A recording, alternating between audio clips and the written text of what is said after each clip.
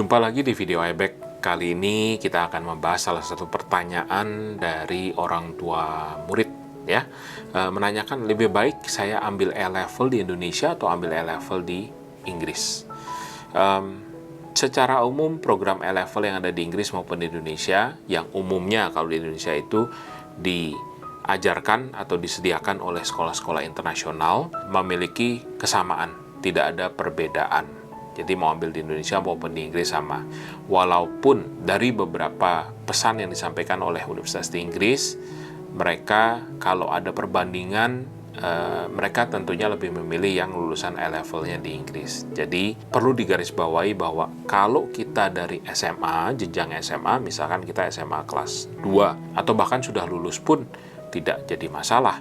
Kita bisa ambil A-level di Inggris 2 tahun setelah lulus. Setelah itu kita baru masuk ke tahun pertama kuliah. Tapi kalau kita sudah ada di sekolah internasional, maka kita tinggal selesaikan saja. Pastikan kita bisa tuntas selesai dengan nilai yang maksimal. Dengan nilai yang maksimal sendiri itu akan membantu kita dan membuka peluang kita untuk diterima di universitas yang top ada di Inggris, itu lebih besar peluangnya.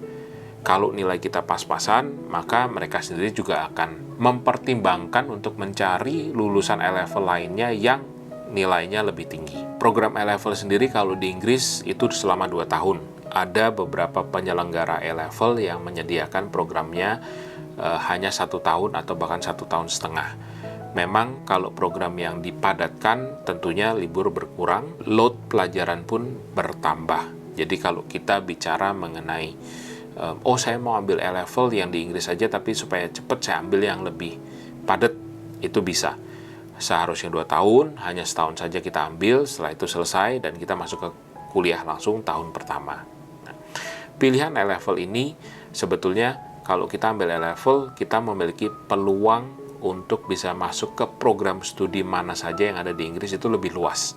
Dibandingkan dengan kalau di video-video sebelumnya kami pernah membahas mengenai program foundation untuk masuk ke universitas. Kalau kita bicara keuntungan dan kerugian dari A-level maupun foundation, masing-masing memiliki kelebihan dan kekurangannya.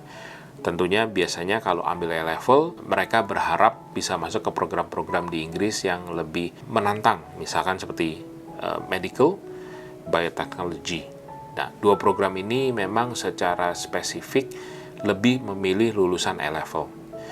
Ada lagi beberapa universitas juga yang mereka menitikberatkan lebih memilih lulusan A-level ketimbang lulusan foundation.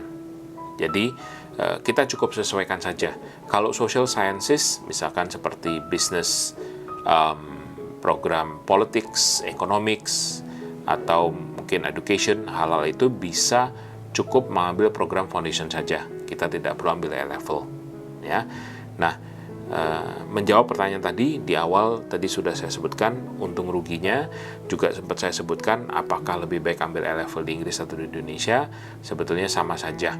Jadi kalau yang sudah ambil A-level silahkan tuntaskan A-levelnya, pastikan nilai lulusnya bagus supaya kita punya peluang yang lebih besar untuk diterima di Inggris. Kalau kita punya nilai SMA, apakah kita kalau rencananya mau kuliah di bidang engineering, relatifnya adalah begini, saya ambil foundation atau ambil A-level.